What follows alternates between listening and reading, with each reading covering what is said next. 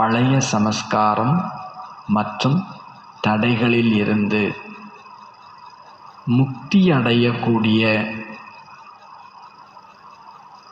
சதா சக்தி சம்பன்னம் ஆகுக, சதா शक्ति நிறைந்தவர் ஆகுக। किसी भी प्रकार के विघ्नों से, कमजोरियों से या पुराने संस्कारों से मुक्ति चाहते हो तो शक्ति धारण करो, अर्थात अलंकारी रूप होकर रहो। எந்த விதமான தடைகளில் இருந்தோ பலகீனங்களில் இருந்தோ அல்லது பழைய சமஸ்காரங்களில் இருந்தோ விடுதலையை விரும்புகிறீர்கள், முக்தி விரும்புகிறீர்கள் என்றால் சக்தி தாரணை செய்யுங்க, அதாவது அலங்கார ரூபமாகி இருங்க। விடுதலை வேணும்னா என்னவா இருக்கணுமாமா? அலங்கார ரூபதாரியாகி இருங்க, ஆயுதங்கள் பொருந்தியவர்களாக இருங்க। यार जो अलंकारों से सदा सजे सजाए रहते हैं, யார் சதா அலங்காரங்களால் அலங்கரிக்கப்பட்டு இருக்கிறார்களோ, அப்படின்னா குணங்கள் சக்திகள், இதுதான் நமக்கு அலங்காரம்। இந்த அலங்காரத்தை பெட்டியில் வச்சிருக்கிறாம தன்னை அதனால் அலங்கரித்து வச்சுக்கிறாங்களோ, வக பவிஷ்யமே விஷ்ணு வம்சி பந்தேகே, எதிர்காலத்தில் அவங்க விஷ்ணு வம்சி ஆகிறாங்க। ஆனால் இப்போ வைஷ்ணவர் ஆகி விடுகிறார்கள்। அவர்களுக்கு எந்த ஒரு தமோகுண சங்கல்பம் சமஸ்காரம் நெருங்க கூட முடியாது, தொடக்கூட முடியாது। யார் அலங்காரத்தோடு இருக்கிறாங்களோ அவங்கள தமோகுண சங்கல்பமும் சமஸ்காரமும் டச் கூட பண்ண முடியாது। அலங்காரமாக இருக்கிறவங்களுக்கு, சாதாரணமாக இருக்கிறவங்கள கோயில் கர்ப்பகிரகத்துக்குள்ளே நுழையினா அவங்க ஒரு நிமிஷம் யோசிப்பாங்க, ஐயோ நீங்கள் அந்த அலங்காரத்தெல்லாம் எடுங்க வைங்க அப்படின்னு சொன்னால், ஐயோ நான் எப்படி தொட முடியும்னு சொல்லையே சிலதான்। ஆனாலும் அந்த பயம் இருக்கும், ஐயோ எப்படி டச் பண்ண முடியும்? ஏன்னா அந்த ஆத்மா அவ்வளோ பவித்திரமாக இருந்திருக்கிற பட்சத்தில் அதனுடைய நினைவு சின்னத்தை கூட தொடுறதுக்கு நிறைய பேருக்கு என்ன இருக்குது? பயம் இருக்குது। பாபா சொல்கிறார், நீங்கள் சர்வ குண சர்வ சக்திகளால் அலங்கரிச்சிருந்தீங்கன்னா தடைகளும் பலகீனங்களும் பழைய சமஸ்காரங்களும் உங்களை தீண்டக்கூட முடியாது। ஆயுதம் இல்லாமல் இருந்தால் தான் கேலியாக பார்ப்பாங்க, தவறாக கை வைப்பாங்க। ஆயுதம் இருந்துச்சுன்னா நெருங்க கூட பயம் இருக்கும்। वे पुरानी दुनिया अथवा पुरानी दुनिया की कोई भी वस्तु व्यक्तियों से सहज किनारा कर लेते हैं। யார் அலங்காரம் நிறைந்து இருக்கிறாங்களோ அவங்க பழைய உலகம், பழைய உலகத்தின் பொருள், மனிதர்கள் எல்லாவற்றிலிருந்தும் சகஜமாக விலகி இருக்கிறார்கள்। उन्हें कारण आकार ने भी कोई टच नहीं कर सकता। அவர்களை காரணம் இருக்குதோ இல்லையோ எதுவும் யாரும் டச் கூட பண்ண முடியாது।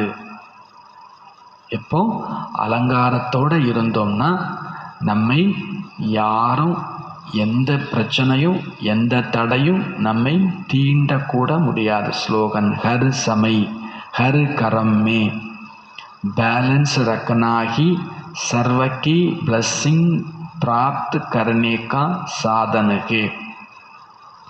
ஒவ்வொரு நேரமும் ஸ்லோகன் சொல்கிறார் பாபா, ஒவ்வொரு நேரமும் ஒவ்வொரு செயலிலும் சமநிலை கொண்டிருப்பது தான் பேலன்ஸாக இருக்கணும்। ஒவ்வொரு நேரமும் ஒவ்வொரு கர்மத்திலும் பேலன்ஸாக இருப்பது தான் அனைவரினுடைய பிளஸ்ஸிங்ஸ் பிராப்தியாக பெறுவதற்கு சாதனம், அனைவருடைய ஆசீர்வாதங்களை பிராப்தியாக பெறுவதற்கு சாதனம்। ஒவ்வொரு நேரத்திலும் ஒவ்வொரு செயலிலும் சமநிலை கொண்டிருப்பது தான் அனைவருடைய ஆசீர்வாதத்தை பிராப்தியாக பெறுவதற்கு சாதனம்। அவ்யக்த இஷாரா நம்பிக்கை என்கின்ற அஸ்திவாரத்தை பலப்படுத்தி சதா பயமற்றவராக கவலையற்றவராக இருங்கள்। எப்படி தங்களுக்குள் 2 நண்பர்கள் இருக்கிறார்கள் என்றால், उन्हीं के पीछे यदि कोई उनकी ग्लानि करने आता है तो वह उनके भाव को बदल देता है. 2 ஃப்ரெண்டு இருக்கிறாங்க, ரொம்ப ஃப்ரெண்டு. அந்த 2 பேர்கிட்ட ஒருத்தரை தனியாக கூப்பிட்டு போய், உங்களுடைய இன்னொரு நண்பர் இருக்கார, அவர் நல்லவர் இல்லை அப்படின்னு சொன்னால், இல்லை இல்லை நீங்கள் நினைக்கிற மாதிரி எனக்கு அவரை நல்லா தெரியும் அப்படின்னு குறை சொல்ல வந்தவரை இவர் மாற்றிடுவார். நல்ல நண்பர்களுக்கு மத்தியில் 3ஆவதாக ஒரு ஆள் வந்து குழப்பி விட்டாலும் அவங்க என்ன பண்ண மாட்டாங்க, குழம்ப மாட்டாங்க. இல்லை, குறை சொல்ல வந்தவரை திருத்திடுவாங்க. நீ நினைக்கிற மாதிரி அவர் இல்லைப்பா, அவர் உண்மையிலே ஜென்டில் கிரேட் அப்படின்னு எதையாவது சொல்லி, நான் பார்த்துருக்குறேன், அவருக்கு மனசில் அவ்வளோ கெட்ட எண்ணெல்லாம் கிடையாது, ஏதாவது சொல்லியிருக்கலாம் செஞ்சுருக்கலாம், ஆனால் நல்லவர் தான் அப்படின்னு இந்த சப்போர்ட் பண்ணுவாங்க. 2 நண்பர்கள் இருந்தால் 3ஆவதாக குறை வர்றவங்களுக்கு பாவனையை மாற்றிடுவாங்க. குறை சொல்ல வந்தவருடைய பாவனையை மாற்றிடுவாங்க. जगह निश्चय होता है वहाँ सत्य का भाव बदल साधारण बात हो जाती है. எங்கே நம்பிக்கை இருக்கிறதோ அங்கே யாரேனும் ஏதேனும் வார்த்தைகளை சொன்னாலும் அதை மிக எளிமையாக மாற்றி விடுவார்கள். தெரியுமா, அவங்க அப்படிலாம் பிரம்மாண்டமாக சொல்ல வந்தாலும் கூட அதெல்லாம் ஒன்றும் இல்லை, அதை ரொம்ப எளிமையாக்கிடுவாங்க. எப்போ நம்பிக்கை, அந்த 2 நண்பர்களுக்கு மத்தியில் என்ன இருந்திருக்கணும், பயங்கரமான ஒரு அண்டர்ஸ்டாண்டிங் இருக்கணும், நம்பிக்கை இருக்கணும். அப்போது யார் என்ன குறை சொல்ல வந்தாலும் அதை ரொம்ப எளிமையாக்கிடுவாங்க. அது ஒன்றுமே இல்லை, நீ ஏன் இதை பெருசுப்படுத்துகிற, அவங்க அப்படித்தான், ஆனாலும் கிரேட்டு தான், ஏதோ ஒன்று சொல்லிடுவாங்க இல்லையா.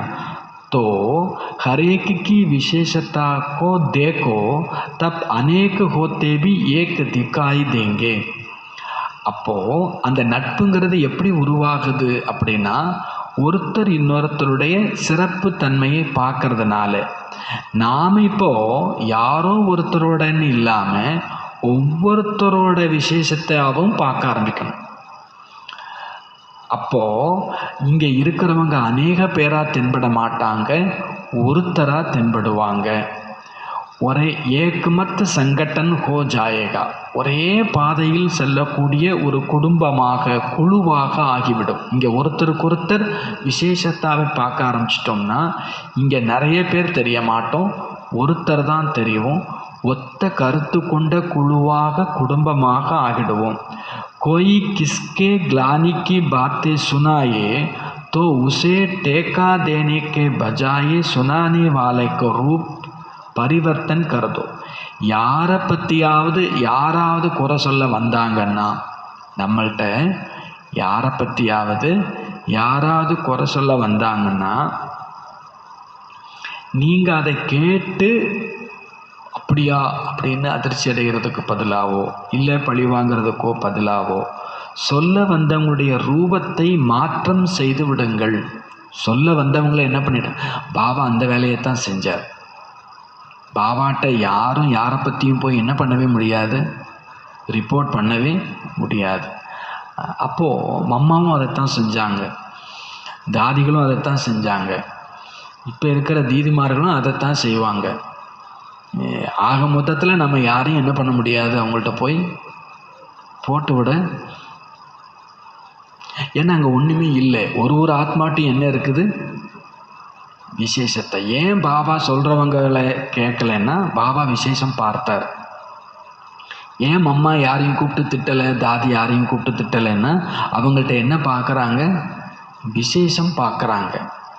பாபா சொல்கிறாங்க, அதை நீங்களும் இப்போ என்ன பண்ணுங்க, ஃபாலோ பண்ணுங்க. ஒருத்தர் மற்றவரிடம் விசேஷத்தாவை பார்த்தோம் என்றால் சொல்ல வந்தவங்க மாறி போயிடுவாங்க. சொல்ல வந்தவங்க நாம் பயங்கரமான பில்டப்போடு போய் நின்னாலும் நம்ம மைண்டையே மாற்றிடுவாங்க அப்படின்னு பேர் எதுக்க வர்றவங்களுக்கு வரணும். அவங்கள்ட்ட சொல்லி பிரயோஜனம் இல்லை, என்ன சொன்னாலும் அவங்க அதை என்ன பண்ண போகிறதில்ல, அப்படியான அதிர்ச்சி அடைஞ்சு ஆக்ஷன்ல எல்லாம் வரப்போகிறது கிடையாது. ஏன் கிடையாது அப்படின்னா, அவங்களுக்கு நம்ம யாரை குறை சொல்ல போகிறோமோ அந்த ஆத்மாட்ட இருக்கிற ஏதோ ஒரு விசேஷம் உங்களுக்கு ஸ்ட்ராங்காக இருக்குது. இது ஏதோ நிர்வாக திறமை இல்லை, இது நாலேஜ், இது ஞானம். ஒவ்வொருத்தருடைய விசேஷத்தாவை பார்க்கும்போது நாம் யார் குறை சொல்ல வர்றாங்களோ அவங்களே மாற்றிடுவோம். நாம் எல்லாரும் ஒன்று அப்படிங்கிறதை உணர்ந்திருப்போம். இதுதான் பாபா சொல்கிறாங்க நம்பிக்கை. இந்த நம்பிக்கையினுடைய அஸ்திவாரம் ஸ்ட்ராங் ஆகிடுச்சுன்னா பயமும் இருக்காது, கவலையும் இருக்காது.